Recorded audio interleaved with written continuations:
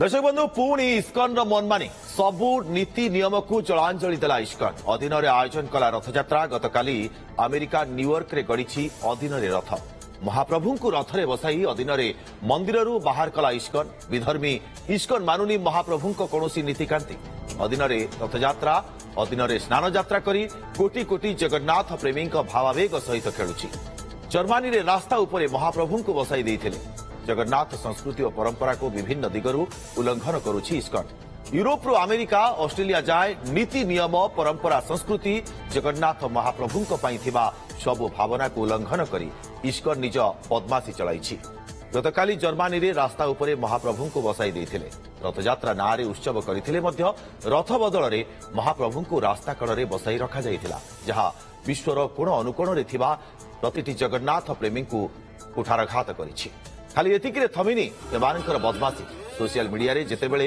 याकु नै लोके निज असंतोष जाहिर करूछंती सेतेबेले इस्कन रो अनुगामी माने गाली गुलज करबा सहित असभ्य भाषार प्रयोग करबा को भी पछाउ नाहंती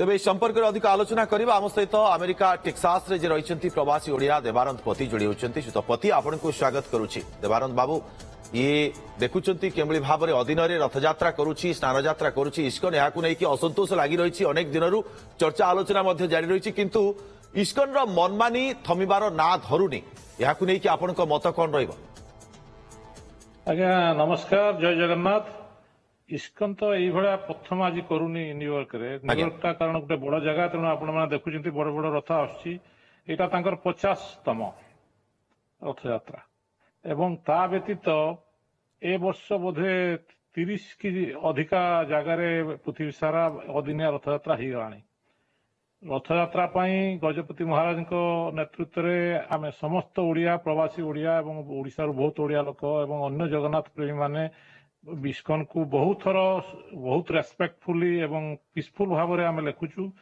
एवं यही थर भी आम न्यूयॉर्क जे अच्छी ऑफिस इस्कन मंदिर तांकर प्रेसिडेंट को मुझे माने आम समस्त एठिकार ओडिया लोक जो अच्छा अमेरिकार चारिआडू गोटे पिटिशन दिया गत गुरुवार दिन एवं ता व्यतीत पर्सनाली ईमेल लिखा किंतु तार कौन उत्तर मिलला नहीं ता व्यतीत से आज आपण मैंने देखिले किमिका से न्यूयॉर्क लोक मैंने किमिका लिखुंट सेठिकार इस्कन मंदिर तरफ भक्त मैंने ओडिया मान जो मैंने रेस्पेक्टफुली लिखिं केवल अभद्र भाषा लेखालेखि कर तो कहले तेणु यहीटा जिते पर्यंत ओडिशावासी ओडिशा गवर्नमेंट एवं भारत गवर्नमेंट ए विषय एक्शन न नहीं ए जिनस बंद हम ना आम पाखे दुईटा मात्र रास्ता गोटे रास्ता हूँ आमर पॉलिटिकल जो अच्छा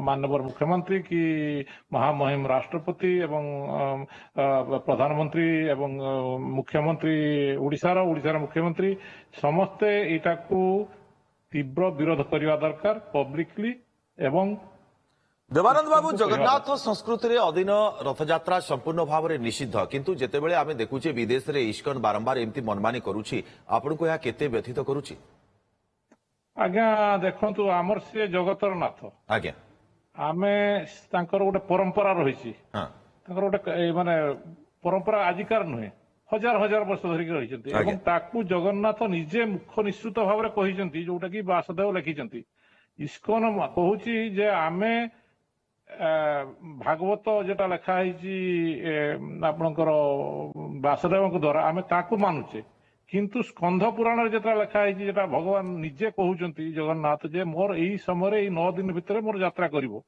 आमे सेटा को सुनिबानी सेमानकर आर्गुमेंट कौन भेरी फ्रिविलस आर्गुमेंट आप अनुमान करंतु सेमाने कहउछन्ते एटा केवल ए तिथिटा केवल पुरी पाई प्रयोज्य आउ कौन प्रयोज्य नुहे जदि पुरी प्रयोज्य है पुरी रथयात्रा जब होउची आपण रथयात्रा चारिआडे करें किंतु पुरीर तिथिटा को मानबेनि से 9 दिन को मानबेनि तो देश काल पात्र दिखाई 9 दिन समय जो दिन के आप वीकेंड गोटे पड़ुची से वीकेंड से करें यहाँ हूँ निहाती गालुआमी ଏବଂ ସେମାନେ ଏଟାକୁ ଗୋଟେ ସେମାନେ ଦେଖୁଛନ୍ତି ଓଡିଆର ଲୋକମାନେ ସେମାନେ ଟିକେ ନିର୍ଣ୍ଣଟ, ସେମାନେ ଶାନ୍ତିପୂର୍ଣ୍ଣ, ସେମାନେ କିଛି କରନ୍ତିନି, ସେମାନେ ଏଇଭଳିଆ ମାନେ ଇଏ ପ୍ରୋଟେଷ୍ଟ କରିବେ, ଶାନ୍ତିପୂର୍ଣ୍ଣ ପ୍ରୋଟେଷ୍ଟ କରିବେ। ଆମେ ଏଇଭଳିଆ ଦେବାନନ୍ଦ ବାବୁ ଆଉ ଗୋଟେ ଘଟଣା ଆମେ ଦେଖିବାକୁ ପାଇଲେ ଯୋଉଟା ବେଶୀ ବ୍ୟଥିତ କଲା ପ୍ରତ୍ୟେକଟି ଜଗନ୍ନାଥ ପ୍ରେମୀଙ୍କୁ। ଜର୍ମାନୀରେ ରାସ୍ତା ଉପରେ ମହାପ୍ରଭୁଙ୍କୁ ବସାଇ ଦେଇଥିଲେ, ରଥରେ ବସାଇବା କଥା, କିନ୍ତୁ ତାଙ୍କୁ ଅଦିନରେ ଯେତେବେଳେ ରଥଯାତ୍ରା କରିଛନ୍ତି ତାପରେ ମଧ୍ୟ ପାଲକି ରଥଯାତ୍ରା ନାଁରେ ସେମାନେ ମହାପ୍ରଭୁଙ୍କୁ ରାସ୍ତା ଉପରେ ବସାଇ ଦେଲେ। ଆପଣ ଚିନ୍ତା କରନ୍ତୁ, ଯୋଉ ମହାପ୍ରଭୁ ରତ୍ନ ସିଂହାସନରେ ବସିଥାନ୍ତି ତାଙ୍କୁ ଆଣିକି ରାଜରାସ୍ତାରେ ବସାଇ ଦଉଛନ୍ତି, ଇଏ କେମିତିକା କଥା କହିଲେ? ଆଜ୍ଞା ଶୁଣନ୍ତୁ, ଏମାନଙ୍କର କୌଣସି 90-95% ମନ୍ଦିରରେ ଏମାନଙ୍କର ଜଗନ୍ନାଥ ଠାକୁର ବିଗ୍ରହ ବି ନାହାନ୍ତି। ଆଜ୍ଞା, ସେମାନେ ବିଗ୍ରହଙ୍କୁ ଭଡାରେ ଆଣନ୍ତି। ସେମାନେ ବିଗ୍ରହଙ୍କୁ କେବଳ ଏଇ ରଥଯାତ୍ରାଟା କେବଳ ସେମାନେ କରନ୍ତି ଯେ ଗୋଟେ ଶୋ ପାଇଁ, ଗୋଟେ ମାନେ ଆପଣଙ୍କର ବାଣିଜ୍ୟିକ ପ୍ରଦର୍ଶନୀ ପାଇଁ, ଯୋଉଥିରେ ସେମାନେ ଦେ କ୍ୟାନ୍ ସେଲ୍ ଦେମସେଲ୍ଫ ଇସ୍କନକୁ। ଆପଣ ଆଜି ଯାହା ଦେଖିଲେ, ଆପଣ ସବୁ ରାସ୍ତା କଡେ ଯୋଉ ଠାକୁରଙ୍କୁ ବସେଇଛନ୍ତି ମାନେ ଭିକାରୀଙ୍କ ଭଳିଆ, ସେଇଟା ମାନେ ସେ ଯୋଉ ବାବୁ ଜଣେ ଇଏର ଥିଲେ, ସେ ଯୋଉ କହୁଥିଲେ, ତାଙ୍କର ମୁହଁରେ ଆପଣ ଦେଖିପାରୁଥିବେ ଯେ ହାଉ ଇମୋସନାଲ ଇଟ୍ ଇଜ୍। ଆମକୁ ମାନେ ଯୋଉମାନେ ଜଗନ୍ନାଥ ପ୍ରେମୀ, ଯୋଉମାନେ ଜଗନ୍ନାଥଙ୍କ ଭକ୍ତ, ଯେତେବେଳେ ଆମର ଠାକୁର ଯିଏକି ରତ୍ନ ସିଂହାସନରେ ବସୁଛନ୍ତି, ତାଙ୍କୁ ତମେ ଭିକାରୀଙ୍କ ଭଳିଆ ରାସ୍ତା କଡରେ 3ଟା ଟେବୁଲ ଉପରେ ବସେଇ ଦେଇକି 3ଟା ଛତା ବସେଇଦବ ତମେ, ଏଟା କି ପ୍ରକାର କଥା? ଏଟା ହଉଛି ଦେବନିନ୍ଦା, ଏବଂ ଏଟା ଗୋଟେ ଇଂଲିଶରେ ପ୍ରପର ୱାର୍ଡ ହଉଛି କଲଚରାଲ ସାକ୍ରିଲେଜ। ମାନେ ଦେବାନନ୍ଦ ବାବୁ, ଆପଣ ହଜାର ହଜାର କିଲୋମିଟର ଦୂରରେ ରହିଛନ୍ତି, କିନ୍ତୁ ଓଡିଆ ସଂସ୍କୃତି ପରମ୍ପରାକୁ ଭୁଲି ପାରୁନାହାନ୍ତି। ତାକୁ ବଞ୍ଚେଇ ରଖିବା ପାଇଁ ଆପଣ ସଂଗ୍ରାମ ସେଠାରେ ମଧ୍ୟ କରୁଛନ୍ତି। ତେବେ ଇଏ ଘଟଣା ଦେଖିଲା ପରେ ଆପଣଙ୍କୁ କେମିତି ଅନୁଭବ ହଉଛି? ଆଉ ସେଠି ଯେତେ ଓଡିଆ ସବୁ ଆମର ଭାଇମାନେ ରହିଛନ୍ତି, ଭଉଣୀମାନେ ରହିଛନ୍ତି, ସେମାନଙ୍କ ଭିତରେ କଣ ମନରେ ଆସୁଛି ଇସ୍କନ ପ୍ରତି? ଇସ୍କନର ଯୋଉ ମନମାନି ରହୁଛି ତାକୁ କେମିତି ସେମାନେ ପ୍ରତିହତ କରିବେ ବୋଲି ଭାବୁଛନ୍ତି?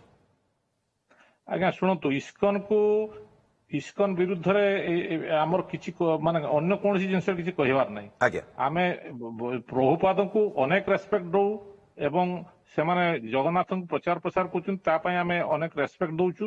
କିନ୍ତୁ ସେମାନେ ଯୋଉ ଭଳିଆ କଦର୍ଥ କରିକି ଜଗନ୍ନାଥ ସଂସ୍କୃତିଟାକୁ ଅପଭ୍ରଂଶ କରିକି ଏଠି ପ୍ରଚାର କରୁଛନ୍ତି, ସେଇଟା କରିବା ଉଚିତ ନୁହେଁ ଏବଂ ଏଇଟା ବହୁତ ଗଭୀର କ୍ଷୋଭ ଆମମାନଙ୍କ ଭିତରେ ଆଣିଛି।